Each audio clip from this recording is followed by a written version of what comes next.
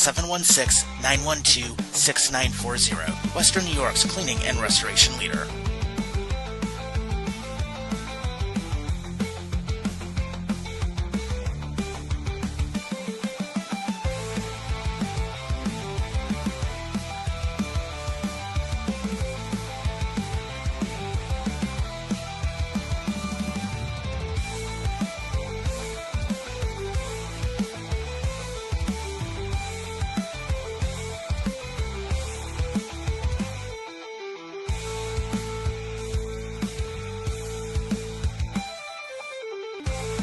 From Buffalo to Long Island, this is I-86 After Dark. Welcome to I-86 After Dark, everybody. It is Wednesday, March 11th, and of course, it's me, the Ginger Hammer. We got the great Dame here with us. Dame, how's your week going, man? No, it's not too bad, man. The hockey's been physical. It's been great watching the Sabres and the Islanders. So it's been a good week. Yeah, definitely. We're going to talk a little bit about that because you guys had a big comeback the other night. We had fight night a couple nights ago. And then, of course, all of our players from Winnipeg are now set with their visas. So it'll be good stuff. So, of course, if you want, feel free to drop some comments. We're going to be on for a little while. And, of course, we'll jump into football first because, of course, it is the first day of free agency now that the league new year has started. But we did want to acknowledge one thing. And our friend Bobby here, who is normally with us, obviously he's going to be gone for a while. But him and his wife did welcome their son on Sunday. So congratulations, guys. And everyone's doing well. And baby's doing well, so we just wanted to give everybody a heads up. And of course, Fucknuts is in the chat already. He's saying, "Good luck, boys. I miss you already." Well, now that he's not here, we could say what we want about him and talk shit about him.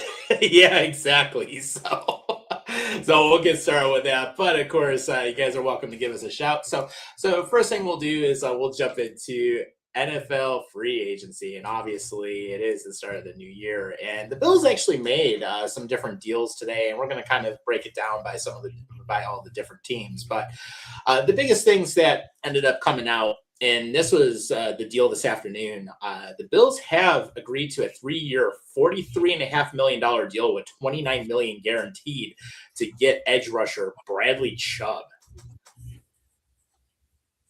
I mean, they've been needing an edge rusher. That's what they were hoping, a couple years back, but didn't work out. So hopefully this one's going to work out. Yeah.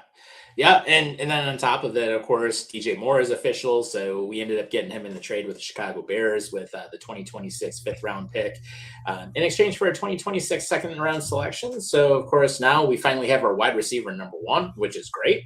And at the same time, Josh Allen hasn't had a wide receiver number one since Stephon Diggs was here, essentially. So I was going to ask you about that, though. Do you really think that DJ Moore at this stage in his career is a number one? I mean, on the Bills, he's a number one. But yeah, on the Bills, he's a number one. On any other team, maybe he's like a wide receiver too, but it's an upgrade over what we have because Coleman hasn't proven anything yet. And then we have virtually nothing after that. So at least it gives us how much longer till they hold on to Keon Coleman too? Yeah. I mean, because I can't see him coming back and playing for them. No, after that whole press conference where he was basically thrown under the bus, I mean, I would want out. Mm-hmm. So it's just absolutely crazy. But then on top of it, we did have a couple of other deals. So backup QB practice squad, Shane Buckley ended up signing a 1-year deal. Dawson Knox actually signed a new 3-year contract. So basically his previous deal would have been done after the 2026 season. Connor McGovern actually re-signed for the next 4 years, $50 million. That includes $30 million guaranteed. And actually, compared to the open market, he even said he took a pay cut and basically said if he can't live on that on his yearly value, then his family's all screwed up. So hey, nice to see him stay. Yeah. It's very weird they didn't announce the details of that deal. At least I hadn't seen it anywhere.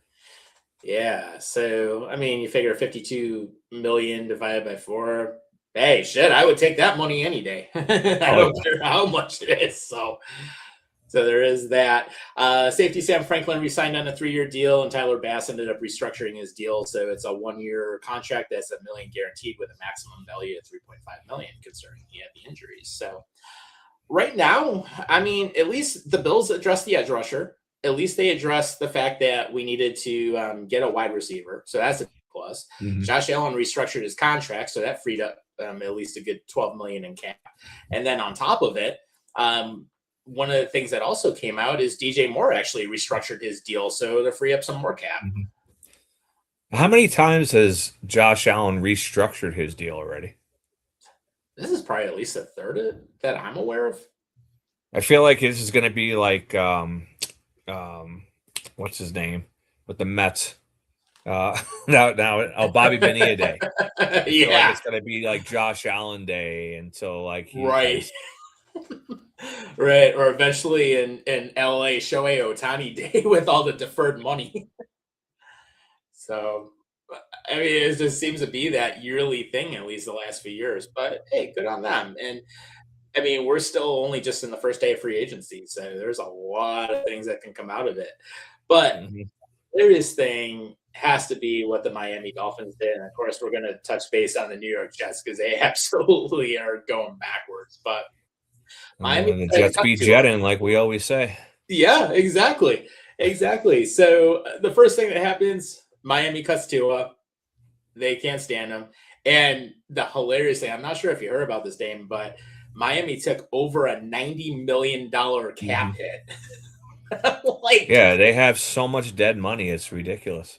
Yeah, it's like on Tua alone, over $90 million in dead cap. I mean, how stupid I want to know the how Dolphins much be? dead cap they have. That their dead cap is probably more than other teams' entire payroll. Yeah, it's bad, dude. It's bad. In fact, actually, what I can do is I'll take a look at it. So, looking at it right now on over the cap. So, apparently, what's going to happen? It's not good. So with June 1st, like post June 1st, it's going to be a $67.4 million dead hit against the cap in 2026, another $31.8 million in 2027. So literally, I mean, they have over 67 million this year, another 32 million next year. That's absolutely insane. So they basically have no chance of winning for the next couple of years at least. Yeah, they're not doing anything. In fact, actually, over the cap has the total existing dead money at $89,603,387. So they actually calculated the entire thing out. That's insane. Yeah, it is. So hey, it couldn't happen to a better team, but they ended But up. I'm surprised like the Jets didn't take a chance on Tua. Yeah, I mean, they've absolutely done nothing for their QB room. I mean, when you look at what they did, they decided to bring back Geno Smith. Starts his career there and ends up going away for a few years. Plays in Seattle. Ends up playing, of course, with the Raiders, which he absolutely had nothing to work with. And then, hey, welcome back to the Jets. Yeah, he's only been gone for a few years, yet the Jets have gone to almost 15 different quarterbacks. Yeah, in his absence. Yeah, it's crazy. It's crazy. But to give you an idea of what's happened, so Miami, they did nothing. But here's the funny thing. Quarterback Malik Willis signs a 3-year, $67.5 million deal with $45 million guaranteed. It also includes a $22.5 million signing bonus, a $2 million March 2028 roster bonus, and a $20.5 million salary in 2028. Okay. What's he worth? I don't know. But like what the Bills are doing by restructuring all these contracts and stuff, and they're not the only team. It's just there is no salary cap, really. You can just finagle your way around it. Exactly. So basically, their QB is Malik Willis going forward. They also ended up re-signing to a 1-year deal. Their tight end Greg Dulcich, tight end Ben Sims signed on a 1-year deal. Edge rusher Josh Oich ended up signing on a 1-year deal, and Zane Gonzalez, their kicker, signed a 1-year deal. So, hey, big deal. And then, of course, the Patriots didn't do too much, although they did get Reggie Gilliam for a 3-year deal worth $12 million with $6 million guaranteed and $4.4 million in his first year.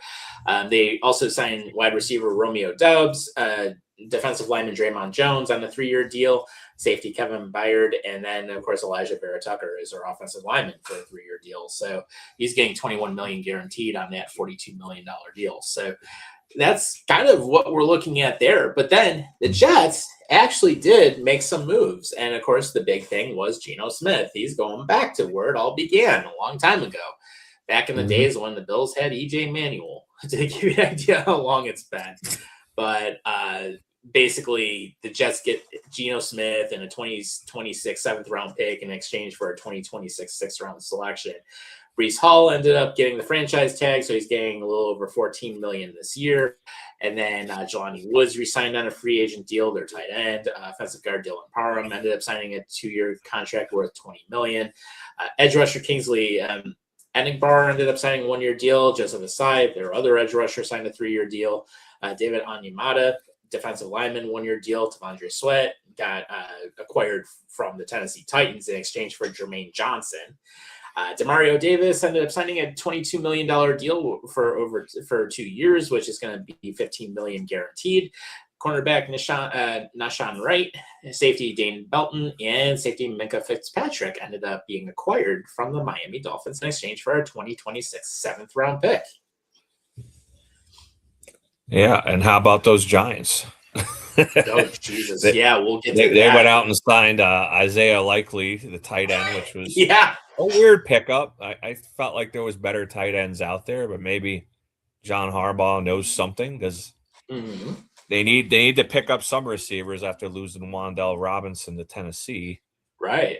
And then last week we were talking about Tremaine Edmonds, and guess where he ends up? The New York Giants. Yeah. Where it's all going to go to die. They needed a linebacker.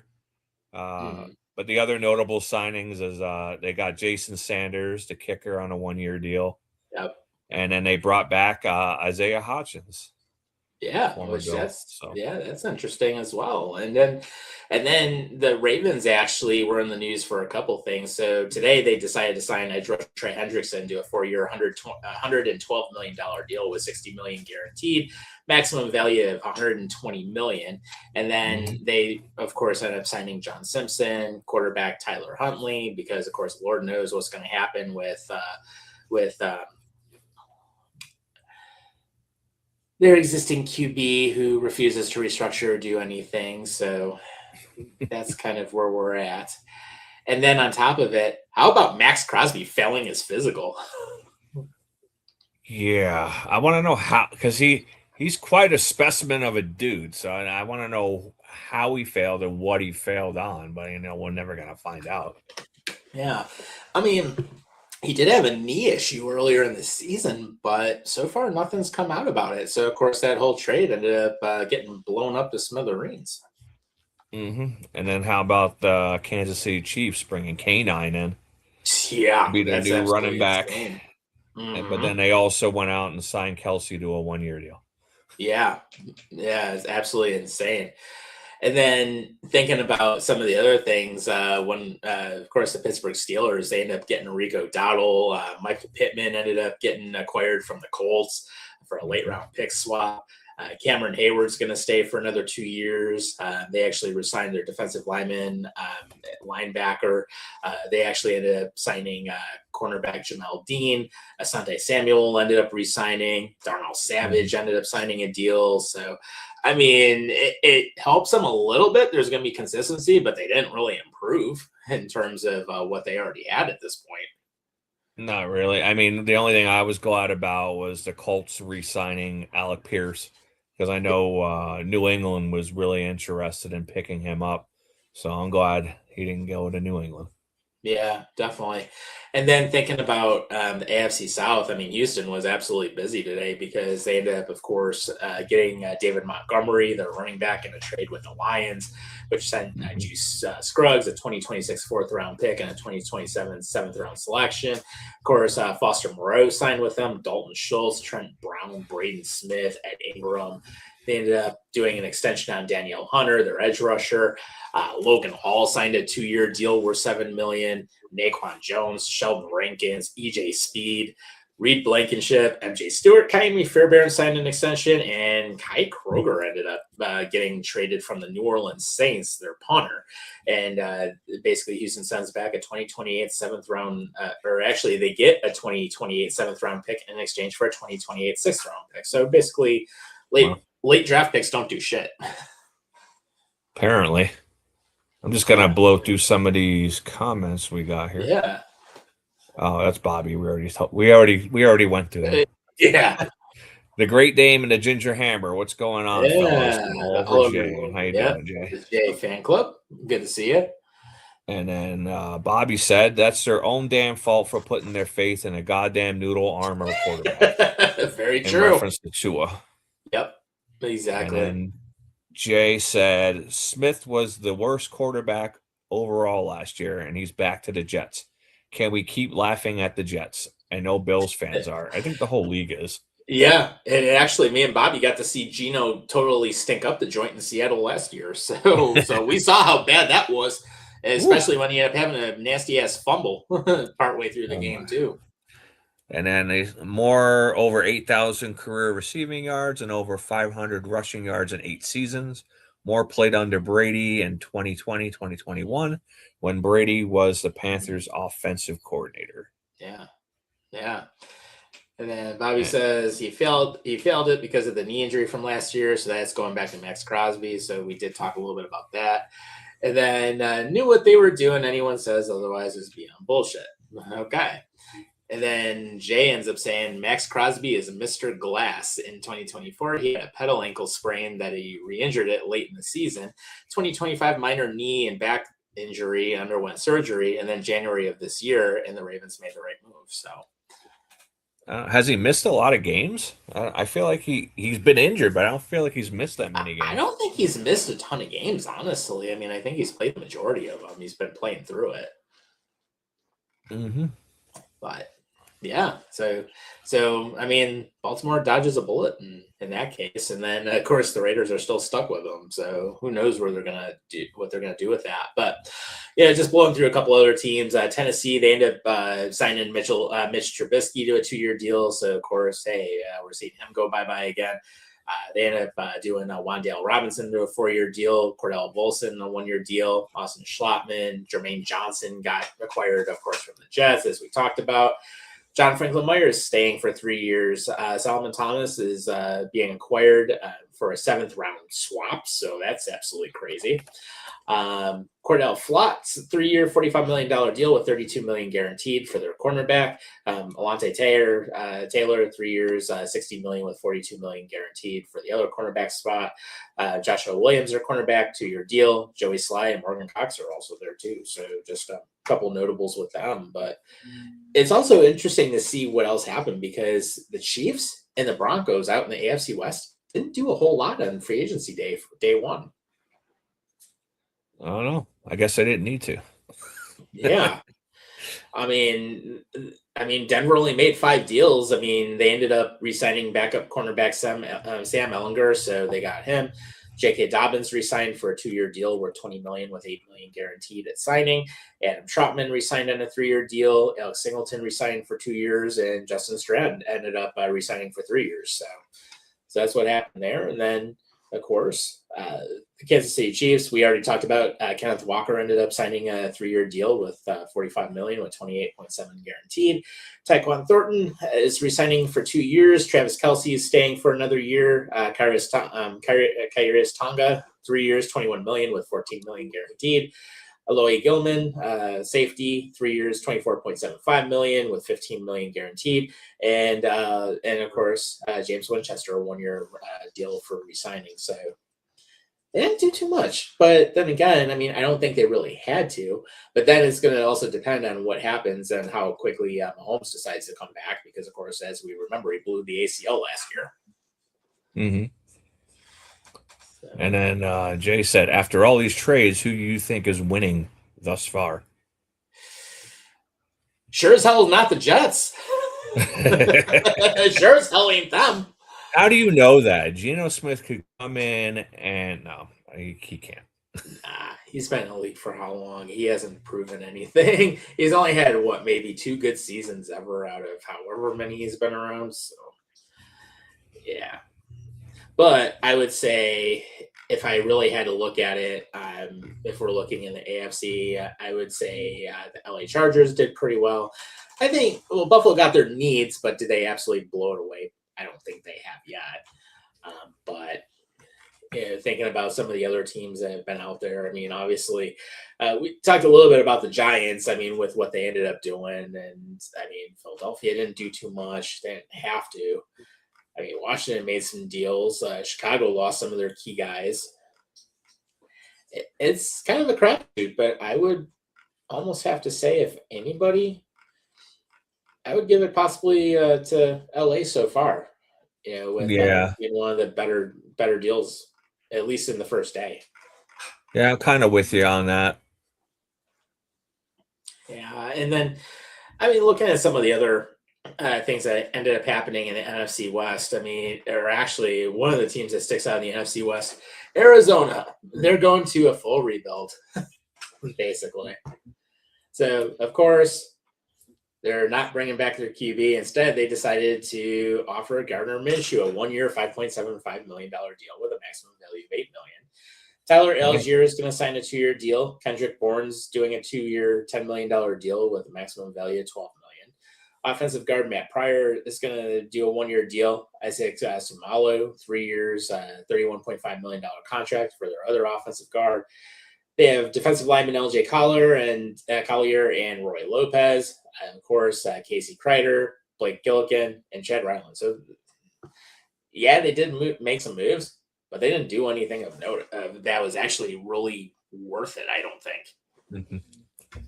Yeah, I can't believe Minshew's back again. That guy has like 9 lives. He just seems to get a spot all the time somewhere. Right. And he's never really done anything except for be a career journeyman backup. And yet, somehow, he's still around. Yeah. So, yeah, just absolutely he made a nice little career for himself. Yeah, he did. He did. And San Francisco did a couple things. I mean, they ended up getting wide receiver Mike Evans to a 3-year deal, Vidarian Lowe, and then, of course, John Weeks, Eddie Pinheiro, just to name some of them. And then Seattle re-signed Rashid Shaheed on a 3-year, $51 million deal. Josh Jones, their offensive tackle, staying for another year, and Joshua Jobe is going to re-sign for 3 years, $24 million, with $14.25 million guaranteed and a maximum value of $24.75 million. So they're not changing a whole lot. I mean, Seattle looked good this past year, though. They didn't really have to change a whole ton, quite honestly. Now, if it was the year before, they had to do a total overhaul. But this past year, they had a good season. Yeah, I don't think they really needed to make too many changes. Really, LA really didn't have to either, but they did. Yeah. And then if you look at the other LA team, the Rams, I mean, they made a couple moves. I mean, they ended up re-signing Tyler Higbee, their tight end, for a 2-year deal worth up to $8 million. Offensive tackle David Quisenberry ended up re-signing on a 1-year deal. Cornerback Trent McDuffie was acquired from the Chiefs in exchange for a 2026 first-round pick, 5th-round pick, and 6th-round pick, as well as a 2027 third-rounder. And McDuffie also has agreed to a 4-year, $124 million extension. So LA wins on that one. Too shabby. No, definitely not.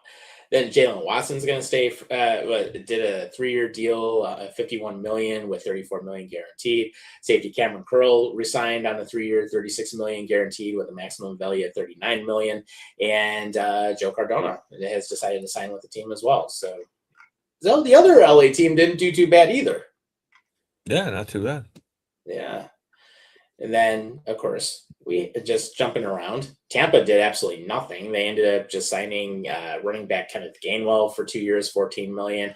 Tight end Kate Otten for 3 years, $30 million with a $20 million fully guaranteed. And Alex Anzalone ended up signing 2 years, $17 million. So, I mean, that's the only 3 deals they did. Yeah, I feel like they're starting to go into rebuild soon. Yeah. I mean, they finally got their QB situated after all these years, which is good. Mhm. So at least they got Mayfield. They can build around him. I mean, of course, Evans, you got him as a wide receiver, but at the same time, that team, to me, is only good enough. It's like they're not really going all out. And one of the problems that I've typically seen with them is that, of course, that whole division is absolute shit anyways. Half the time, it's like literally you can go like 9-8 and still get into a top seed in the playoffs like we've seen. And it's like literally, what's the deal with that division? It just sucks. But at some point, I mean, they've got to make some changes. And I honestly, I'll throw this out there. I wouldn't be surprised if Todd Bowles gets the boot at some point. Probably. But do you think Aaron Rodgers is coming back? Oh, God. I hope not. I hope not. I mean, I will say this. Would he go back to Pittsburgh knowing their coaching change? Maybe. Do I think he's got Pittman now? Yeah, he finally has a weapon, so that's good. But do I think he would necessarily come back for one more year? I mean, maybe he smokes enough ayahuasca, he will, but he probably will, but he's been done for a little bit here now. He's been done for like literally like the last 3 seasons. It's just absolutely crazy. So, but before we get into some of the other deals that have come up, we do have a few more comments, and the All Over Jay fan club is here, and he mentioned Tua is a quick distributor underneath thrower. He will fit well with Stefanski. Well, that is possible, but then you almost have to wonder, what's going to happen with Michael Penix Jr. because of course. He's been a little bit slow to develop. Now, given the fact they have new coaching, I mean, it's possible there's going to be at least a good competition there. But I mean, I have not heard anything good about Penix. No, me either. And actually, anything I've seen of him has not been that great. And then Jay mentions Jacoby Brissett is starting. His QBR last season was 41.2%. What are the Cardinals doing? I know they're rebuilding, but really Brissett.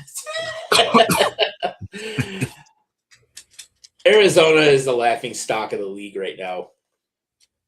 And they're going to draft another high quarterback. Yeah. And then Jay mentions the Chiefs got Walker. They're making the right moves, low key, but still feel it was a mistake to let McDuffie go. I understand, but big mistake, I feel. And hey, a lot of people agree with you. A lot of people agree with you. I mean, I do like that they had the guts to make some of these moves, but then they went out and signed Kelsey to a 1-year deal. So yeah, I don't know. I don't know what their plan is. It seems like a mixed bag. Yeah, it's very tough to read right now because Kelsey is just a shell of himself. He has not played the same. Literally for the last couple seasons. Well, actually, since he hooked up with Taylor Swift, he hasn't played the same. So who knows what? Evil bitch. Yeah, she took the fun out of him. Now I'm going to get death threats. Yeah, no, she wants to jackhammer all to herself. It's basically one of those things. Don't give it out on the field. Give it all in the bedroom. So, and hey, for anyone who's watching, we just remember we have that disclaimer at the beginning of the show where we're not responsible for anything we say. So that's how that is. So, oh yeah, and of course we're uncensored. So if you don't like it, too bad. but then thinking about some of the other things that have come up, Carolina was actually pretty active today. So good old tiny hands Kenny Pickett ends up signing a 1-year, $4 million deal with a maximum value of $7.5 million. How the hell does he keep getting shots in the NFL? I don't know. Some people just seem to have that kind of magic. Yeah, and he didn't work out in Pittsburgh. He didn't work out with Philadelphia, obviously. He hasn't done anything with Carolina. It's like literally he's almost like the second coming of Geno Smith, except Geno Smith's actually a starter. So Then they ended up signing wide receiver John Mechie, David Moore, Stone Forsythe, the offensive tackle. They signed center Luke Fortner to a 1-year deal. Edge rusher Jalen Phillips signed a 4-year, $120 million deal, so he's getting paid. And then linebacker Devin Lloyd signed for 3 years, $45 million with $25 million fully guaranteed. They also ended up signing Isaiah Simmons, Caleb Evans, and JJ Jensen. So, Sweet. yeah, so very interesting how that all worked out. But they were Yeah, it pretty seemed like a lot of moves, a lot of players moving around. Yeah, So it should be interesting for next season. yeah, definitely. And then thinking about Atlanta, I mean, they ended up doing Tua Tagovailoa, and of course, hey, it's a big fall from grace. He signed a 1-year veterans minimum contract that it will not become official until the Dolphins release him on March 11th, which is of course today. So he goes from making all that money to making nothing, basically. Yeah. Yeah, Tua, he should just retire at this point. He probably should, but He's too stubborn to think about it that way. But then they also ended up getting Jahan Dotson, Olamide Zacchaeus, Austin Hooper, Kyle Pitts, Azeez Ojulari as their edge rusher for 1 year, Christian Harris signing a free agent deal, no terms disclosed, and Nick Folk is signing a 2-year deal with them. So where do you think Kirk Cousins is going to end up? Back in Minnesota? I mean, they're going to need to do something because J.J. McCarthy's not doing anything for him. So, I mean, if Minnesota's smart, offer a deal to Darnold, see if he'll be worth coming back. But I don't know if he would. I mean, if Seattle's smart, you keep him. But who knows what's going to happen? Yeah, I have no idea. Yeah. I'm just surprised. I'm surprised you released Kirk Cousins to bring in Tua. Yeah, it makes no sense. Makes no Like, sense. okay. Right. I mean, Kirk Cousins is a better QB than Tua ever will be. At least he's got arm strength. Yeah. But yet he decided to bring in Tua, who is basically one concussion away from being dead. So, and actually, Jay has a prediction here. He thinks the Raiders will be all in on Kirk Cousins. Yeah. If I was Kirk Cousins, then I'd just retire. Yeah. I'd be like, hell no. So he doesn't strike me as the person that would really like enjoy Vegas. I mean, he's like kind of a country like family man. Yeah. So I don't think he'd really enjoy going to Vegas. Yeah, Vegas is a whole nother world, man. Have you ever been there? I have not. So yeah, I've been. It's there one of those twice. places that just doesn't interest me because I don't like to gamble. For one, I hate gambling. Right. But I would like to go out there and just see it and maybe do a show or two or something like that. Yeah. I've been out there twice, so when I was a teenager, I spent 2 summers out there. So I was out there for about 7 and 8 weeks at a time. And I will tell you, what happens in Vegas stays in Vegas because that is absolutely true. It's a whole nother world out there. And I mean, the cool thing is, I mean, yeah, you're in the middle of the desert. And I remember one day driving across the desert, it was about 120 degrees. So it's like, literally, I'm glad I didn't die from heat stroke on I-80. But yeah, legal prostitution, most drugs illegal. Yeah, Moonlight Bunny Ranch, that's out there. Hey, HBO, there's another show for you. So actually, I would like to see the Spear too. The Spear looks interesting. Yeah, that wasn't there the last time I was there, so I mean that'd be pretty sweet. But I have been up in the Stratosphere Tower before, which I think they renamed that since I was last out there. But that tower is actually crazy because they have like a pendulum type ride at the top where you're actually overhanging it. There's like some bungee like type setup where you can actually rappel, and then there was actually a roller coaster that used to be at the top of the tower, and then there was actually this one ride I remember doing. It was like up on the antenna. It was called the Big Shot, and it's kind of like at Cedar Point, but like the Demon Drop in a sense, except you get shot upwards, and then it like goes down. And I remember breaking a pair of sunglasses on that. It's just like with the force, but That was crazy being about 115 floors up riding that thing. So Yeah, well, Vegas just seems like it seems like there's two different kinds of Vegas. mhm. There's like the cheap version of Vegas where most of us slubs would be doing, Yeah. and then there's like the high roller Vegas, Mhm. Yeah. that the movie stars and actors and actresses get to Yeah. do. And the mafia, like Goodfellas. Yeah. Yeah. Yeah. And then of course you got the strip, which is where all the fun stuff is. But then you have Old Vegas, the downtown, and where you have the Fremont Street Experience. That is actually pretty cool. Going Yeah. walking through that. I've been there a couple times, and now they redid the entire canopy, so now it's like a totally like different light show. But they used to have like things where you could watch people change out bulbs and have like people like rappelling from the ceiling and different things. They did some cool stuff. So, it actually was a pretty neat little thing just to go up and see it and just do some different stuff. So I wouldn't mind getting out there again at some point. I mean, last time I was out there, T-Mobile Arena was not there. Obviously, Allegiant Stadium was not there. So it's Really? been a while since I've been there. And the Sphere wasn't there, but I heard that is pretty sweet to look at. So, but going out there, I mean, Hoover Dam was pretty cool. I remember seeing that. Yeah. Well, now I understand what Bobby's always doing in the background on all this stuff. Because now Yeah. I got to look for stuff in the background here. Yeah. And I'm like, this is a pain in the ass. Right. So, yeah, it is what it is. But you know what? Hey, we'll get it. So, and one of the things we are going to do is we are going to announce next week's interview towards the end of the show. So that's going to be one of the big things we'll do. And hey, if we don't have the thumbnail, oh well, we'll still announce it anyway. Yeah.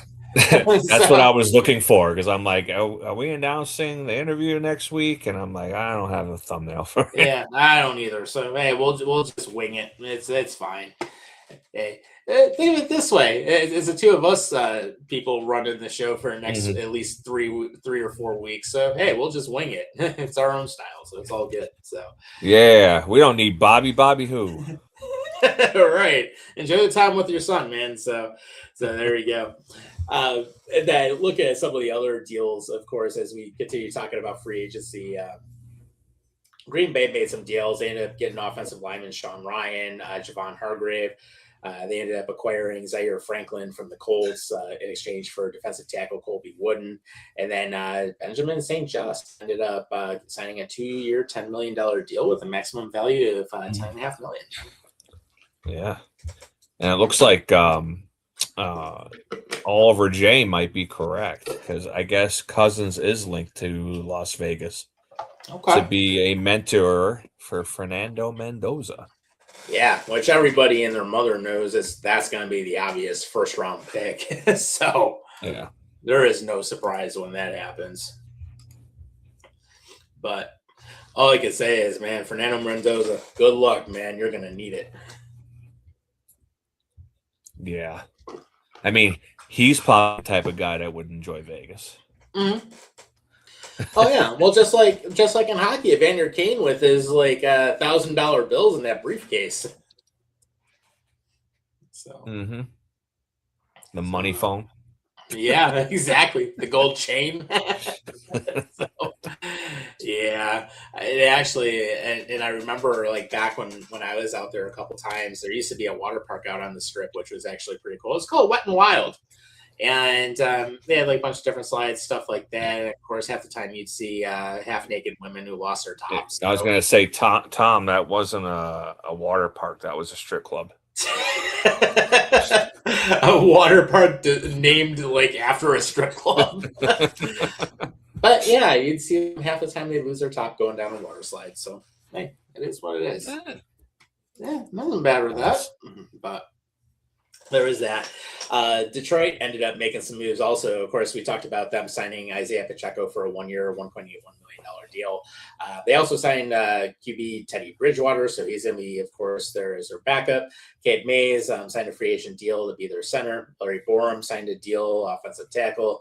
Offensive lineman Juice Scruggs ended up getting acquired from the Houston Texans, along with a 2026 fourth-round draft pick and a 2027 seventh-round selection, which, of course, sent them David Montgomery. And then cornerback Rock Yassin is going to be signing or staying with Detroit, and they're going to be there for. He's going to be doing a $4 million deal.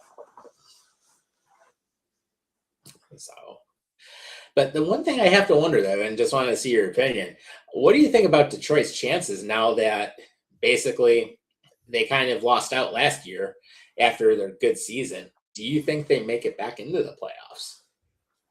Yeah, I don't know. I like Dan Campbell there, but I just think it's starting to fall apart for the Lions, unfortunately.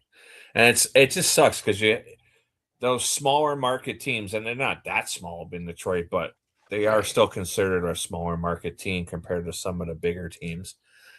It always seems like their window is so short. It's like 2 years, 3 years. And meanwhile, the Chiefs are on like year 10. It seems like there's such a small window margin for error. Right. Yeah, and I mean, I was glad to see Detroit have the run that they had a couple seasons ago. I mean, last year they fell short, but do I think Campbell's a good coach? I mean, I do think so, but he's got to surround himself with better coordinators because, I mean, you look at how the offense and defense ended up falling apart. Obviously, after Chicago ended up picking up their new head coach, and then, of course, you look at what happened with Aaron Glenn. Well, yeah, Ben Johnson goes to Chicago. He's freaking lights out with them. Aaron Glenn did absolutely nothing with it just so far. But at the same time, well, then again, Woody's the problem in New York. So, of course, we've got that. But I mean, I can see what you're saying about Dan Campbell because I remember watching him on Hard Knocks, and he seems very in control and have his hands in so much that he's got to have his fingerprint on everything. And he may need to find, more competent people or trust people to run the coordinator positions that he could take a step back. Yeah, I mean, and I think that was just the big issue after you lose your offensive coordinator and your defensive coordinator. He just hasn't found the right fit. And I don't think that the systems that they've been putting in, especially with that change, it really hasn't fit who they have on that team. And then, of course, to already fire one of your coordinators after 1 year. I mean, it's like, come on. So it's just one of those situations. I mean, I think it's going to get worse before it gets better. But, I mean, I would expect that. Hopefully, Detroit's going to make another run. But we'll see. But then shifting over to Chicago Bears, and of course, they ended up re-signing Case Keenum on a 2-year, $4.4 million deal, maximum value of $8 million. Wide receiver Khalif Raymond signing a 1-year, $5.1 million deal. Offensive tackle Braxton Jones re-signed on a 1-year deal. Center Bradbury ended up getting acquired from the New England Patriots, exchanged for a 2027 fifth-round pick. Of course, Neville Gallimore ended up signing a 2-year, $12 million contract. Devin Bush is signing for 3 years, $30 million.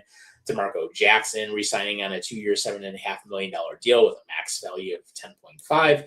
And then safety Kobe Bryant signed a 3-year, $40 million deal with $25.75 million guaranteed. So, did you say Kobe Bryant? Kobe. It's Coby. Yeah, no, I'm not talking about the Black Mamba. But damn, he was good for the time he was here, though. Yeah, so Chicago's still making some moves. I mean, they're going to be fine. And that team, I mean, even though, granted, you end up giving up your wide receiver 1 over to Buffalo, I mean, at the same time, I mean, they still have weapons, so they should be all right. And then, of course, their QB, another year in, he's finally had some success. They just got to figure out that stadium now. Yeah, exactly. Whether they're going to be in Indiana or if they're going to stay in Illinois, who knows? Yeah, I really hope they stay in Illinois, but we'll see. Yeah, that would be nice. I was going to say, though, that new Nissan Stadium that's being built next to the existing Nissan Stadium, that's absolutely crazy watching that go up. And, yeah, the Tennessee Titans are getting a dome for anyone who hasn't been paying attention. Yeah. I actually never watched a football game in a dome. Every game I've been at has always been outside to the weather. Yeah, same here. Same here. I mean, I've never been inside a dome for that. So I guess I can't really comment until I go to one. Right. Although Bobby's been in the dome, he's been at Lucas Oil Stadium before, so. Yeah. So And he's been to Atlanta. I mean, they have like that little eye. It's open, but not like really a open. camera thing, or it looks like a camera like coming apart. So Yeah. yeah.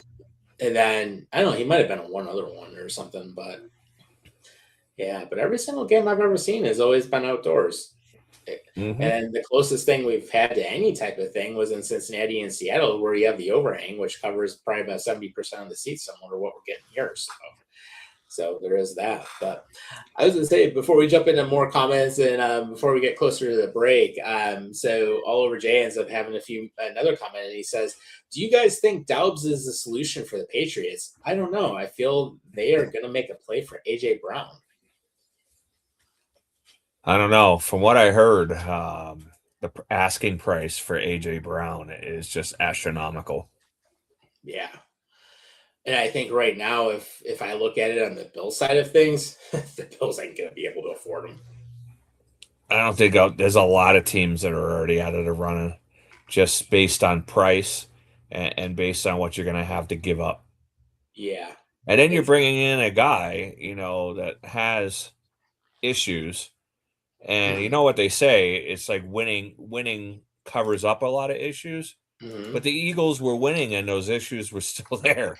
So what do you think is going to happen when he comes to a team and they're not winning?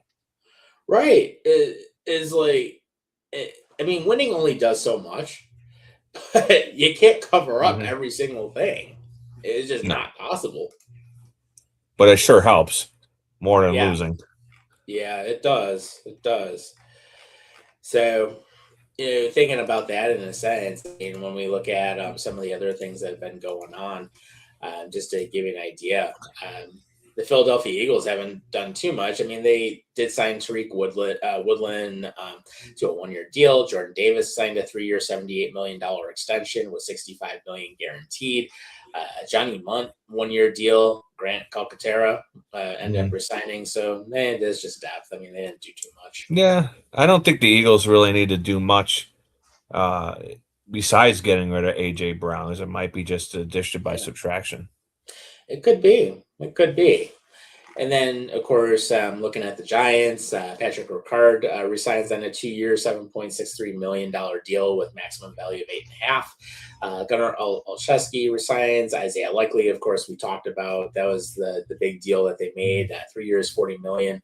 Could be worth up to 47.5 with incentives. Jermaine Illuminor ended up resigning. Evan Neal resigns.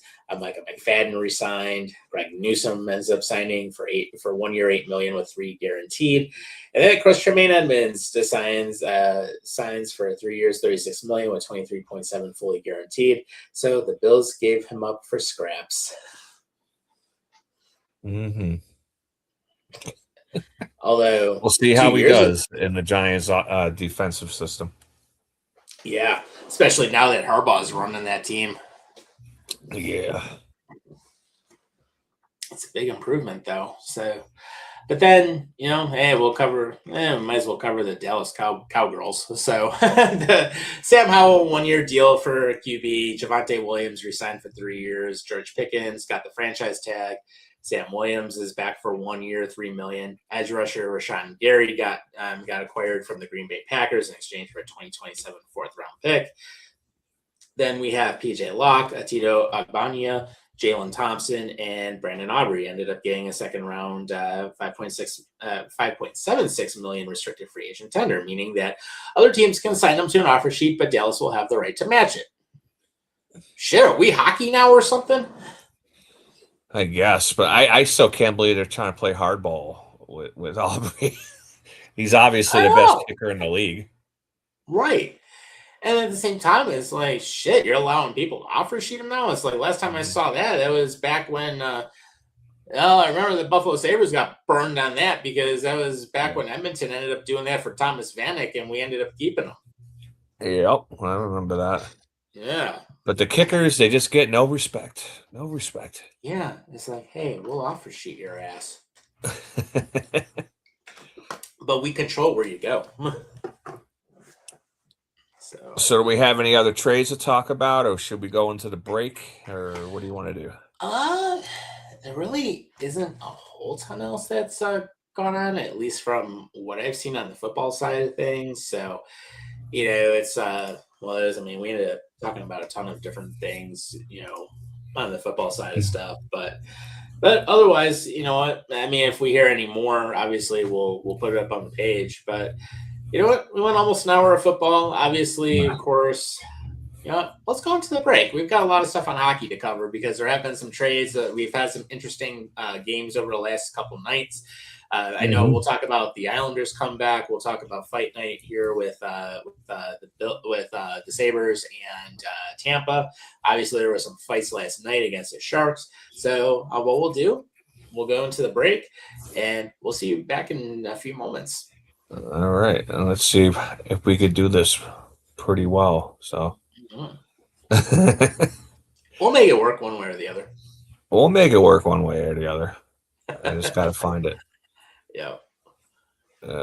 I had it a second ago. Where'd it go? Right. Blame it on Bobby. He keeps messaging stuff. Yeah, I know. I am going to blame it on him. Oh, here it is.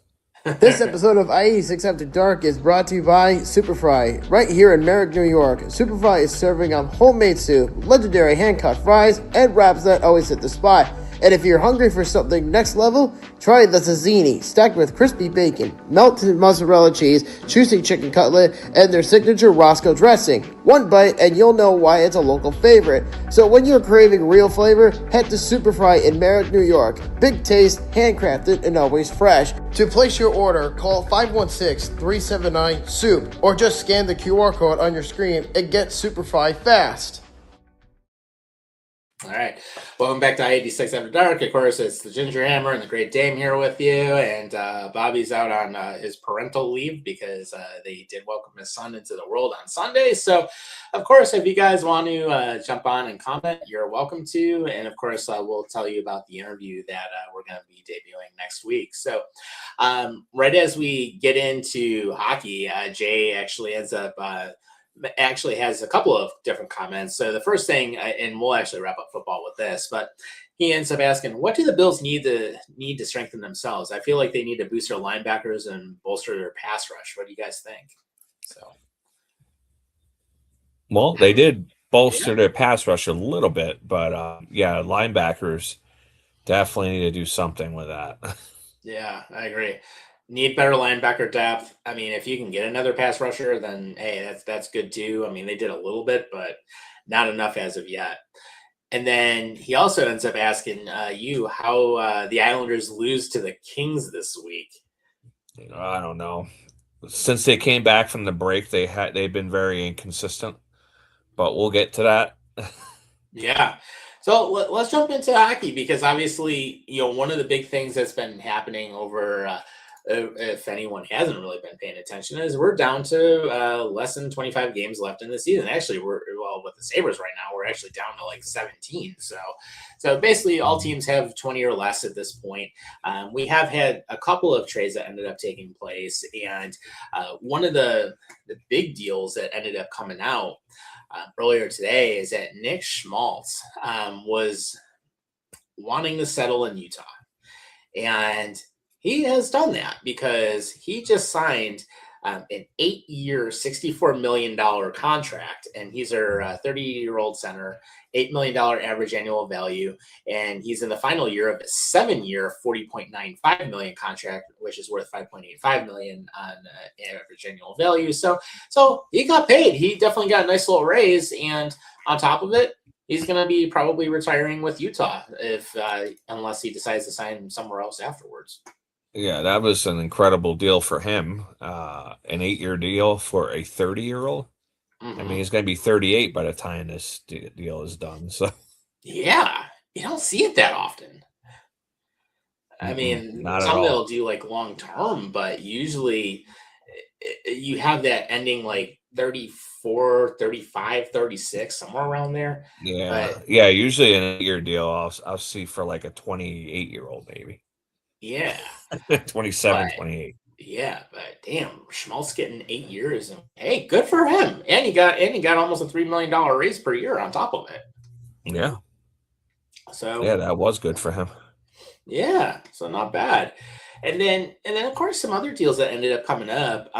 We had of course uh, the LA Kings. They acquired Scott Lawton from the Leafs for a conditional third round pick in this year's draft. The Seattle Kraken acquired forward Bobby McMahon from the Leafs for a fourth round pick in this year's draft. Calgary ends up acquiring forward Brendan Othman from the Rangers for Jacob Battaglia. Capitals made a minor deal, Wyatt Bongiovanni from the Senators for Graham Clark. They also acquired forward David Kampf from Vancouver for a sixth round pick in this year's draft. And of course, if anyone hasn't been following, Ryan Strome ended up getting traded from the Ducks to Calgary for a seventh round pick in the 2027 draft. Yeah, he's fallen down quite a bit. Yeah, I mean, a seventh round pick for Ryan Strome. That's terrible I know. for him. Yeah, it is. He's worth more. And then, of course, one of the big deals that was right after the show last week is that Nazem Kadri goes back to Colorado for a fourth round pick, and with a fourth round pick in the 2027 draft, and of course for Calgary they get a conditional first round pick in 2028, a conditional second round pick in 2027. Victor Olofsson, hey, former Sabre, well, he got traded over there, and some unsigned forward prospect named Maximilian Curran. Mm-hmm. So, I mean, I would have liked Olofsson on the Islanders because they definitely need some power play help, and he's a good power play specialist. Yeah. I mean, and he's done well. I mean, he did some nice things during his time with the Sabres, but it's just a lot of times his shot was inconsistent, and then half the time, the only time he really did a whole lot of anything was the power play, which I've been able to do fine without him. But during regular situations, 5-on-5, he just wasn't it. Yeah, no, he just tends to disappear. But let's get into some of the games though, because obviously I want to talk about the Islanders comeback, so we'll get to that. But anyone who loves old school hockey, and you will find clips of this on YouTube, you will probably find it on NHL Network at some point. But if you did not have a chance to watch the Sabres and the Lightning the other night, you need to watch that because that was straight up old school as it gets. So, of course, what happens? Buffalo goes out on a lead. Tampa comes back, scores 4 unanswered. Essentially what happens, then Sabres score 4 unanswered at the end of the game. So it's an 8-7 final. But, man, I haven't seen that many fights in God knows how long in a regular season game. And for the Sabres, hey, I'm glad to see it. At least they're not being pushovers anymore. Oh, yeah. It was obviously the game of the year for the NHL. I mean, you had 15 goals, over 100 penalty minutes. I think there was 15 fights or something like that. It was a lot. There was at least 5 in the first period that ended up happening. And it was crazy. At the one point, Tampa had 6 men in the box. And they had to set on a damn bucket because there was no room on the bench. Yeah. Well, I was watching that game and and I had a lot of people texting me, Sabres fans and being like, this is our division now, blah, blah, blah, and all this stuff. And I'm like, all right, pump the brakes a little. I know you're excited. Pump the brakes a little bit. I said, I think it's still Tampa Bay's division to lose. I said, but the Sabres are giving a hell of a run right now. And then Tampa Bay flipped the script, and then all of a sudden they were in the lead. Yeah. And then I was looking like a genius for a little bit. But then the Sabres, to their credit, had a good pushback of their own and ended up finishing out on top and taking the division lead right now as we speak. Yeah. I was worried about after this game, though. What did the Sabres put all their eggs in one basket for that game and just kind of hit a wall after that? But no, they still going on and winning. Yeah.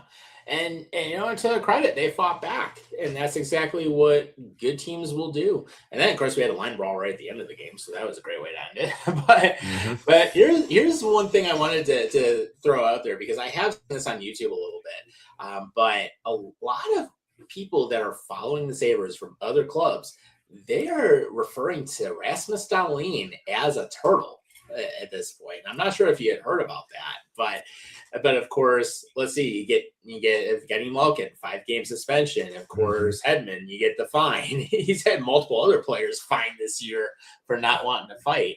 But of course, we saw that happen in the game against Tampa, where he ends up taking a couple shots to the back of the head. Yeah, he must be a hell of a shit talker, because he loves to have a target on his back for some reason. Right. Malkin, I'm not that concerned about because he's very thin-skinned. It doesn't take too much to piss Malkin off. Right. And in the next game, Hagel to go after him and kind of sucker punch him too. Yeah.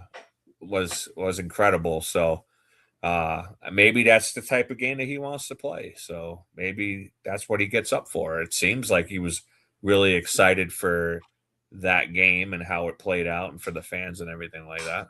Right. Yeah, and I've noticed that he must be really good at doing that, because it just seems like he can draw penalties, but he can draw fisticuffs, and that obviously happens. So there was a bunch of things with that, but thinking about how everything ended up going. I mean, when you look at the scoring, of course, Janice Moser, Nikita Kucherov, Brandon Hagel, Braden Point, Corey Perry, Gergensons all end up getting goals. And of course, there's another one where he ended up pissing off Hagel. So, of course, he ended up going off. And then, of course, did you catch the one comment that Rob Ray mentioned about how if he were still on the ice, he'd take Kucherov into the corner and slap him around a little bit? No, I didn't hear it. That was great. I heard the comments after the game when Lindy Ruff was talking about the fans got one hell of their money's worth in that game. That, in fact, they should probably drop some extra money in a bucket on the way out. Yeah, definitely. I mean, great to see. And then, of course, in the game against Tampa, I mean, Zucker with 2 goals, Dahlin had 1, Tuck had 2, Doan had 2. Carrick got his first goal as a Sabre, and he dropped the gloves, so that was awesome to see. So, when you look at everything that's gone on, Carrick's actually had a couple of fights now, because he ended up dropping the gloves the next night also. So. Colton Parenko, who? Yeah, exactly. Yeah, and let's talk about that, because Logan Stanley played his first game as a Sabre last night because he wanted to be on the ice now that his visa situation's all set. First thing he does, drops the gloves. He's like, here, let's fight. Let's go. Well, I got a question for Oliver J, because he's a huge Winnipeg Jets fan. Why was Logan Stanley even available at the trade deadline? Why did they make him available? I wanted him on the Islanders because I was like 6'7", physical defenseman. He's only 27 years old, pretty good puck mover. I'm like, why was he available? Right. It made no sense. I mean, I could get it if Winnipeg's doing a salary dump, but it just doesn't make any sense. No. It just doesn't. But, which actually one thing is kind of funny, though, for the Sabres. Sam Carrick's actually one of the NHL Fighting Majors leaders this year. So at least we know he'll drop the gloves. But then, of course, Tanner Pearson and Luke Schenn are expected to go, I think, in the next game. So we'll see their debut finally. But I mean, it was just interesting to see. Kesselring had a couple fights the last couple nights. Obviously, Stanley already had his first fight. Garrick's been in there. I mean, Thompson even at one point was chucking some fists. So it was just, that Peyton Krebs ended up getting ragdolled around a little bit, but he's not afraid to fight. So it was like one of those deals. It's nice for the first time that the team is actually standing up for each other, and they're actually like jumping in, especially when Thompson got ran at the other night. And basically, here we go. We're going to drop the gloves, and it's not like what happened with the old Milan Lucic versus Ryan Miller situation over 10 years ago. Yeah, I don't know what happened with your mic, but you sound like a demon now. Really? I don't know. It's like, That's weird. Yeah, I don't know what happened. Yeah. It's like you lean back and then all of a sudden you turn into a demon. Wow. All right. Well, one of the things I'm almost thinking, I mean, it might be time to retire this headset and get a different one. So who knows? Yeah. It might be time. it's I'll been go really, into the comments weird over stuff. here. So Yeah, let's go for it. over. Jay said, "Do the Hurricanes have a 2-point lead?" And in fact, they do. Yes, Right they now, they're do. at 88 points, and the Sabres are at 86. Yeah. So they have a very realistic chance of overtaking the Hurricanes Mhm. and being tops in the East. Yeah, and right now Sabres are number one in the Atlantic because Tampa ended up dropping the contest the other night. And then, of course, Detroit lost, so that helped out. So right now, when you look at the standings overall, Sabres are in 5th place, Carolina's in 3rd, and the Islanders are still in 10th. So they're still in the top 10 and have a legitimate shot to get in. Yeah. And then is Greenway playing tomorrow? I'll leave that up to you. Most likely not. It's, of course, are not going to be until the end of March. But I can tell you, Yuri Kulich is not coming back this season because he's still having issues with blood clots. Yeah, I did hear that. He's out for the season. Mhm. And then Jay said, "Dane, because Cheveldayoff is a dumbass. That's why." Yeah. I mean, I don't know why they would trade him. There was no reason to trade him. Right. I could see them wanting to move Shen, but Stanley has more upside than Shen. So it's like literally when Winnipeg helps the Sabres out, giving them defensive depth, and you got 2 pieces, and basically we give up nothing. And Isaac Rosen, literally, yes, he was a first-round pick for us, but Rosen hasn't been developing, and he hasn't done anything really worth a damn in Rochester. So, and he wasn't going to be cracking the top 10 here. Yeah, well, that's the only reason I could see them trading Stanley was like, okay, well, you got to take Shen too. Right. But okay. Yeah, we'll throw in Bryson. We'll get his ass out of here. Bryson sucks. Yep. And then last comment. Yeah, that mic is horrible. Oh, shit. Yeah, I might be making a run after the show tonight. So, I got paid today, so I can actually pick up a new headset. There you go. I don't even have a headset, so I'm old school. No, I mean, I can do it with just the camera that I have here. It has a microphone built in, but the headset just sounds way better usually. But this one, I think it's been around the block for a little while. I think if you lean in a little bit, it sounds a little better. Yeah. I don't know. Well, I can't tell. Yeah, I might even try to go wireless on here because I think what happens sometimes is if I run over the cord on this, do it a few too many times, it's going to screw up the wiring. So, okay, gotcha. It could be that, but yeah, just to kind of cover what Jay mentioned. So it looks like March 31st is the earliest that Greenway might be coming back, but there is still no time frame. So cool. Yeah. And then getting back to Darlene, we're talking about Malkin and him getting fined and suspended. Yeah. So that was I wouldn't say super vicious, but it kind of just glanced off of Darlene. But that's something as a player, you just cannot take a hack with your stick at someone's head. Yeah. Yeah, you just can't do that. And he knew better. So it's like one of those deals, obviously, Malkin with the slash to the neck. I mean, that's absolutely insane. And of course, I mean, Malkin's a hothead. I've seen him play at Pittsburgh at least on 4 different occasions.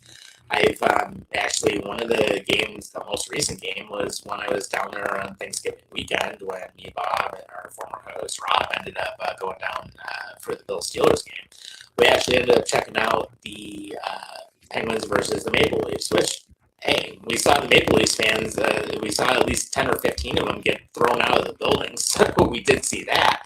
But, I mean, Daniel's a hothead, and he can be. He plays like that, and you get under his skin like that, he's going to do stupid shit, and he's been suspended before. So basically the 5 games, thanks to Darlene, cost Gino about $159,000 worth of salary, so that's what he had to give up. And then, of course, Hagel got the maximum $5,000 and that aggressor issue, so there was that. But, you know, I don't even understand how the NHL player safety even divvies out suspensions and fines. For example, this week, Bo Horvat got a fine from player safety for $2,500 for basically bopping Victor Eklund on the nose and hitting his visor up I was gonna say on the bench. That wasn't even a big hit. Number one, Yeah, number two, he's on the bench. Yeah, but then you find out why Bo Horvat did it was because Victor Eklund, while they were in a scrum near the bench, grabbed Bo Horvat's stick, pulled it out of his hand, and gave it to the trainer, and the trainer hit it down the hallway. I was like, so why is Bo Horvat getting a fine? And why is Eklund not getting one? Then I don't get it. Right, it makes no sense, and literally this whole that whole player safety makes no sense because they don't they're not consistent ever, and they never have been. But I totally don't get it. I feel like they protect the stars. They, the big market teams always seem to make out, while the small market teams, suffer the more severe penalties. Yeah, it's ridiculous. This is not really an NHL player safety. They don't give a crap. Oh yeah, they don't. I mean, and when you look at some of the other fines just in the past, week or two, I mean, besides Bo Horvat, I mean, Tyler Kleven got fined almost $4,200 for a cross check on Jared McCann, and then Curtis Douglas, $5,000 on February 6th. Michael McCarron, $5,000 for slashing. Brendan Dahame fined for unsportsmanlike conduct, and then Nylander for Toronto got a fine. So. And that's actually going back even further. So, I mean, they haven't dished out a ton of fines. It seems like a couple a month, but I mean, they haven't been consistent by any means, at least from what we've been seeing. And then, I mean, of course, really the most recent suspension was Malkin, but I mean, Brian Rust got 3 games back in January. So, and actually, Logan Stanley's already been suspended once this year. He got a 1 game back at the beginning of January when he was still with Winnipeg. Yeah. You know what I just thought of? You sound like an 80-year-old smoker. I don't smoke. I don't smoke, so yeah, but no, it's just altogether player safety. I mean, it's almost okay, maybe safety for some, not for others. Well, what did Hagel end up getting? He got the sucker punch and Darlene. Yeah, he got fined $5,000. Yeah, it's nothing. And it's yeah, he didn't really make much contact, but what if he did? What if Darlene was coming up the ice, he sucker punched him from behind, knocked him out, and he went head first into the ice? Yeah. That's a dangerous move. Right. Yeah, sounds like something Tom Wilson would do. Mm-hmm. Right, or going back even a little bit further, how about the good old Marty McSorley and Todd Bertuzzi incident? Oh, I know. Oh, shit. Yeah, that was the big one out of all of that. But, it's just, okay, here, pay us $5,000, goes to the Players Emergency Assistance Fund. Here you go. So, it's just nuts. Actually, Jay ends up having another comment. He mentioned Barzal, Heinerman, and Holmstrom did their thing last night. Yeah, like I said, they've been playing some dangerous hockey since they got back from the break, the New York Islanders. They managed to win a majority of their games, but the first 3 games back from break, they went down 2-0 in all of them. Right. And somehow managed to come back and win all 3 games. Then they went on the West Coast trip where they played the San Jose Sharks, the Kings, and the Ducks. And they lost to the Ducks and the Kings, which they have the Kings coming up again on Saturday. So it's going to be a quick turnaround to get their revenge on that team. But then last night, they had to play St. Louis, and it was Braden Shen's first game back in St. Louis after getting traded to the Islanders last week. Yeah. So it was pretty emotional for him. And they decided to go down 3-0 in that game. Mm-hmm. And it was the Blues actually made it 4-0 in that game, and they were ready to pull Sorokin out of that game. And they challenged for offsides and won. Right. And they decided to keep Sorokin in the game. Mm-hmm. And miraculously, the Islanders come back again and win in overtime 4-3 to keep their overtime streak perfect at 10-0 this season in overtime, 3-on-3 overtime. Yeah. So again, very inconsistent team, but somehow they're managing to put some wins together and keep the pace with the other teams. Right, and every single point matters at this time of the season. And just looking back at who scored for the Islanders, I mean, you had Barzal, Richie, Horvat, and JG Pageau, so we ended up having that. On the Blues, of course, you had Snuggerud, Holloway, and Broberg for the goals. So it's just kind of crazy though, because I have noticed that inconsistency, and as you mentioned, since the break. I mean, it's good on the end that you guys are coming back, but it's like you can't rely on coming back from behind every single damn game. No, you definitely can't. And it's not the goalie's fault either, Riddick or Sorokin. The defense, particularly the center position too, the center and the defensemen are just leaving guys wide open in front. They're losing coverage. I mean, most of these goals, like, I'm sorry, but Dominic Hasek in his prime wouldn't be saving some of these. Right. They're going to have to figure out this defensive coverage. And that was one of the things that I kind of hoped that Matthew Darsh, the GM of the Islanders, would have done at the trade deadline, was pick up a defenseman. Sure. But we didn't. Instead, we got another character bottom six center and Braden Shen. It's like that wasn't what we needed. Right. And your point, I mean, offensively, I think you guys are in pretty good shape.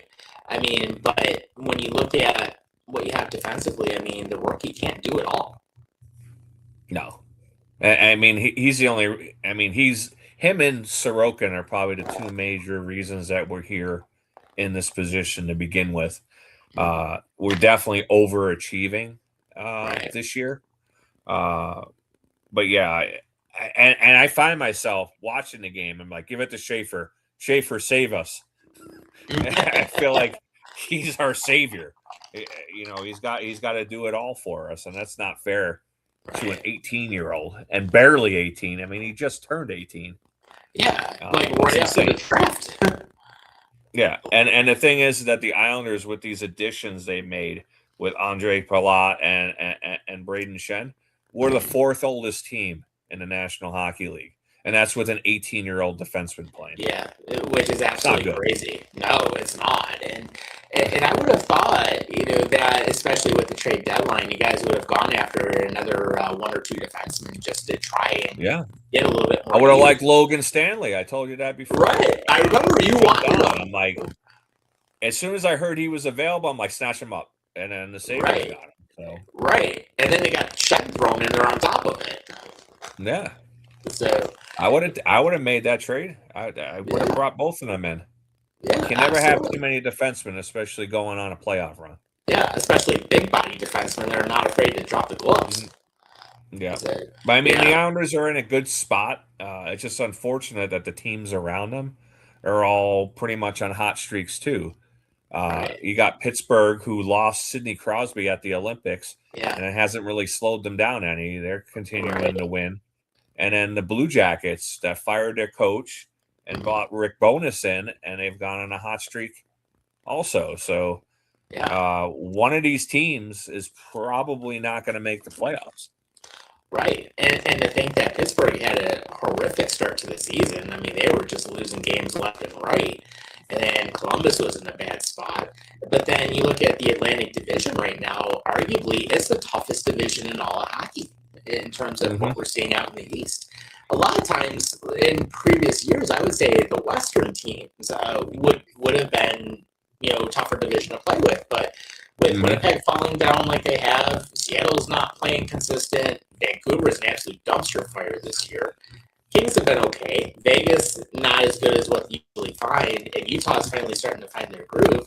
I mean, other than Dallas, like, who else do you have in the West that's actually... Yeah, in the West, it's pretty much Colorado, Dallas, and the Minnesota Wild. And then after that, it drops off quite a bit. There's Right. really not much going on out there. It seems like a lot of teams definitely fell off. Yeah. And like you said, the Atlantic Division is the best division right now. So basically, for the Metropolitan Division, you basically you're gonna probably have to finish in one of those top 3 spots, because I don't think a wild card is going to be an option. Right. I mean, especially now if you're looking at Toronto trying to get in, or some of the fringe teams. I mean, it's going to be a dogfight the rest of the way out, because I don't see Tampa really having too much more of a major slide. I mean, yeah, they've lost games, but they're still hanging in there. They had a good start to the season, which actually helped them out. But when you look at Washington, they're still fighting to try and get in there. You look at Boston, they're still in the mix. Montreal has quietly been having a good season this year. Buffalo's been outperforming. So it's really an interesting division in terms of all the changes that have happened. And then the Sabres have just got hot at the right time. And they've been, I think it's the 3rd time this year we've had an 8-game winning streak. So the fact that we've gone on that, and then of course we had the 10-game earlier in the season. I mean, I think right now, if I had to call it, I would not want to be facing Buffalo in the playoffs. Oh no, I wouldn't want to face them in the first round either. Yeah, I mean, it would be one of those situations I would not want to go against them. And the thing about it, if you take the top 8 teams right now, I mean, with the Islanders being 7th in the East and Buffalo being number 2, hey, we'd have a best of 7. Mm-hmm. Which actually would I be was good hoping stuff. that the Sabres would play Carolina in the first round, but that's probably not going to happen. Yeah, it probably won't happen. Hey, if they knock out Boston, there you go. It couldn't happen. Yeah. And although the Lightning and the Red Wings, if it were to start today, that would be an interesting one. And then the Canadians and Penguins hate each other, so it is just good. It would be a very interesting playoff run, to say the least. But then when you look at the West, I mean, right now you'd have Colorado versus Seattle if it started today, Dallas versus Vegas. That would be a good series. Minnesota and Edmonton, that'd be pretty good. And then Anaheim and Utah if the playoffs start today, which Utah would take out Anaheim, I think. So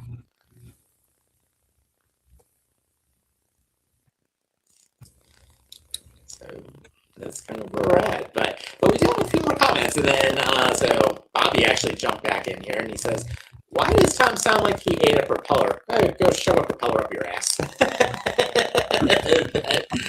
And then Jay says the Islanders and Penguins are tied. And then he also mentioned Boston is sneaking up on the Atlantic Division. Yeah, they are. They've been getting some points. So that said, I was going to say, before we wrap up, was there any other hockey news you wanted to throw in? Because I know we have one baseball story we want to talk about. Yeah, I got the one baseball story, but as far as hockey news, we do have our next bar meetup here in Buffalo planned. Let me just pull up the date real fast. I don't want to give out incorrect information because last month I screwed up. I blamed it on the painkillers and had the wrong date, so I don't want to do that again. Let's see. It is, if I could see here, it's going to be at Pubsky Pub in Cheektowaga. It's 60-cent wing night and $2 Jenny draft, so it's a cheap night. Come on out. It's going to be Thursday, March 19th at 7 p.m. against the Ottawa Senators. And if you want to do a doubleheader, the Sabres come on at 10 p.m. that night. There you go. So you could do a hockey doubleheader and 60-cent wings and $2 Jennies. And then we're also going to be announcing our pregame meetup for the March 31st game here in Buffalo. That's going to be at Other Half Brewing up the street from the stadium or the arena. And we're going to try to do that from 5 to 6 p.m. But that hasn't been, I haven't put that all out yet. So, but look out for that soon. Okay, cool. And who knows, I might try to come out for the doubleheader. So, hey, worst case, you guys want to come see Dame and possibly myself, if I can make it out there, by all means. You know, hang out. It's right off the William Street exit, right off the thruway. Yeah, easy to get to. And no, there will probably not be any flooding like there was today. So there is that. Jay ends up asking, when are you guys coming to New York? That's a good question. I don't know. When are we coming to New York City? Yeah, I think he's wondering when are we coming down to visit. Oh, I don't know. I wanted to try to make a game at UBS this season, but I'm running out of games, and I don't think I'm going to be able to do it this year. So hopefully next year.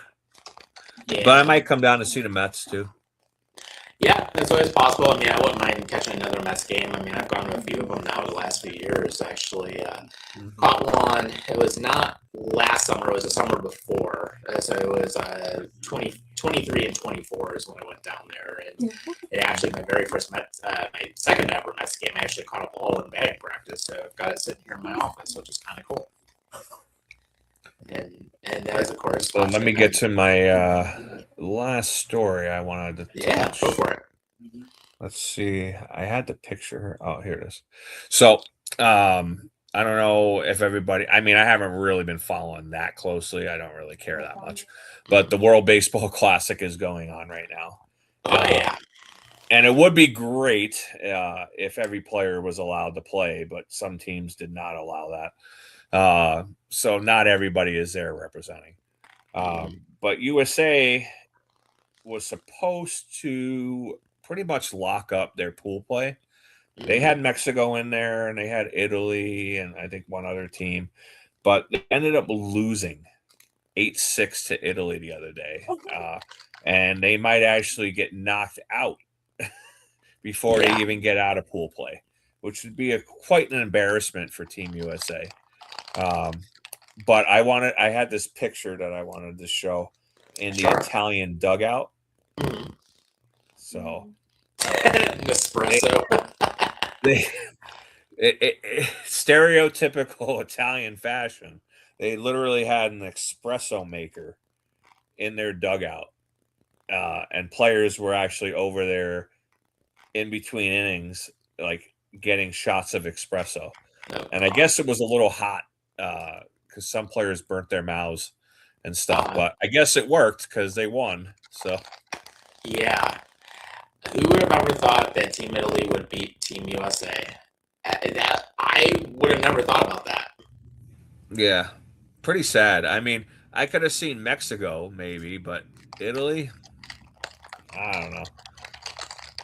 Yeah, I mean, and of course, I mean, I watched a little bit here and there, and of course, I mean, I know that the U.S. ended up beating Great Britain, so I mean, that was expected, but yeah, total shocker, you know, to see that happen. I just would have never thought about it. Gotcha. So, yeah. And Jay said, if you guys shoot to the Mets, then Jay has to get a tick. That's fine. Yeah, we will make that happen. That's easy enough to do. Yeah. I mean, I haven't been to the Mets in so long, so I would like to go down there again. Yeah, when I was down there last time, it's nice. As what I've done like a couple times, I've stayed with Bobby in his place, and it's been a nice setup because he's super close to the Long Island Railroad. It's only like 3 minutes from his house, so a lot of times when I've gone down there, I'll just take the train over to the stadium, and it's nice. Yeah, and I don't even have to jump on the subway. I can just take Long Island Railroad, so that's a lot easier, and you don't have to deal with all I made the mistake of driving in there last time, and it's like I'm not doing that again. Yeah, and it's funny because the last couple times he's gone on his own, he's actually taken a train, so I guess maybe it rubbed off on him that it's a little bit easier. You don't have to pay $50 to park in a damn lot or whatever. Yeah. I wish we had better mass transit here in Buffalo to get around, but it's limited. Same here, but you know what? I mean, at least now they're going to finally have that other entrance built into the KeyBank Center for hockey. So when that opens up, that's going to be nice. A lot nicer. And then on top of it, I guess we have the go-ahead to extend it northward. So at least now you can ride out to the North Campus and further when they're supposed to break ground, I think, in 2029. Yeah, and the Buffalo Bisons are starting this month. I'm actually going to Yeah. opening day on March 27th. So I'm going to Nice. take the bus down because I'm right on the William Street bus line. So have a couple drinky drinks and then take the bus back. Yeah, absolutely. And I know for me, it's kind of interesting now where if I want to go to KeyBank Center, I have two options. I can either take a 25-minute ride down the 190 because I'm literally 2 minutes away from it. Or if I want to drive out to Amherst, I can take the train and save myself some money. But even that is kind of going out of my way. So that's the only downside about where I live now compared to where I used to live, where I could easily just shoot right down Millersport and be right there. So. Yeah, we used to take the train from the Amherst University station down to the Sabres games. And when the Sabres were good, that was quite a fun train ride down. Yeah, it was. It was. And a fun train ride back. Especially if there was a good win. So. Oh, yeah. Yeah, there were some good times with that, I'll tell you. But of course, I also remember one time I saw two crackheads fight on the train once they got off. So I mean, you get a little bit of that, but it happens. It's not uncommon. Yeah, well, you got to get put some money down on one of them. See who wins. Yeah. See, whoever takes the most drugs wins. So that's one way to look at it. And then Jay mentions you guys better catch an Islander playoff game. This can be the year for them. So who knows? But I've actually never been to a playoff hockey game ever. Yeah, me either. And I'm thinking if the Sabres get in, I'm definitely gonna try to scarf up some tickets as quickly as I can. That's gonna be a pricey ticket. I know. But I figured, hey, it's like finally get to a freaking playoff game for a first time ever. I would totally go for it. Oh, I know. That arena better be loud as hell, though, man. Because I remember when the Islanders made it after 7 seasons and not making the playoffs. That was so loud, that stadium. Yeah. So it better be super loud after 14 years. Yeah, I really hope so. And from what everything sounded like, especially with that Tampa game and then especially Tampa game, apparently a lot of people said it's the loudest they've heard it in a long time. I'm like, that's good, finally. The fans are there and they're finally doing something. So it's good to see. I mean, they have to keep playing the way that they are. And it's interesting how one GM can basically put the accountability factor in. It's like, you guys are gone if you can't show up. So, hey, there goes the light switch. But at the same time, I mean, other people are saying, well, Adams should get all the credit for building this team. I'm like, okay, so Adams put some pieces together, but he didn't have accountability and he didn't do a lot of things that he really should have done. Yeah, it was the same thing with the Islanders because, under Lou Lamoriello, he brought relevancy back to the Islanders. Yeah. But a lot of the players that came in were Gar Snow's guys. Right. So he really built the team, but he couldn't get him over the hump because of, respect and accountability. Exactly. And it's amazing what that can do, especially when it comes to that. And it's actually interesting because Mets and Blue Jays are on right now, preseason. So. Oh, boy. Yeah. Which, of course, actually, no, they're on earlier now. It's the Braves. So, yeah, it looks like. Well, I guess we'll start wrapping up so you could have another carton of cigarettes. I don't smoke. So. But, before we wrap up, though, we do want to announce the next interview that's going to be next week. So, with that being said. And I don't have any thumbnails. Okay, fuck the thumbnail. It's all good. He said he sent them to me privately in a message. I'm like, where? I don't have it anywhere. Whatever. Yeah, it's fine. But of course, our next interview, which will debut next Wednesday night at 10 p.m. Eastern Time, it is going to be Mick Vukota. Yeah, the all-time penalty minutes leader for the New York Islanders still. And he was a great interview. Bobby and I interviewed him. Very fun guy, very candid. It was funny because I wish we had it as part of the interview, but it was when we were talking beforehand. He had a drink in his hand, like a cocktail. And I was like, oh man, I wish I had a cocktail in my hand. I said, I just had water. He just turned to me and goes, pussy. And I was like, Nick Ricotta called me a pussy. Hey, I was like, I wish I had that on tape, and I don't now. Oh man, I was gonna tell you, man, where that was a badge of honor to actually be called the all-time penalty minute leader. But yeah, I would definitely, if you're an Islander fan, definitely tune in for the interview. If you're just a hockey fan in general, you're gonna want to tune in. He was also recently on Spitting Chicklets. He's just a really good interview too. So awesome. So yeah, good stuff. So of course, tune in after the show next week on Wednesday at 10 p.m. We'll have Mick Lakota here. But other than that, hey, let's wrap up. So hey, first show just two of us on our own. Of course, Bobby's got parent duty now, so he'll be back in a few weeks. But of course, everyone who ended up jumping on, we appreciate it, and certainly we'll see you as always next Wednesday. So of course, until then, take care of yourselves and each other, and have a great rest of your week. all right, you guys have a good one. Bye.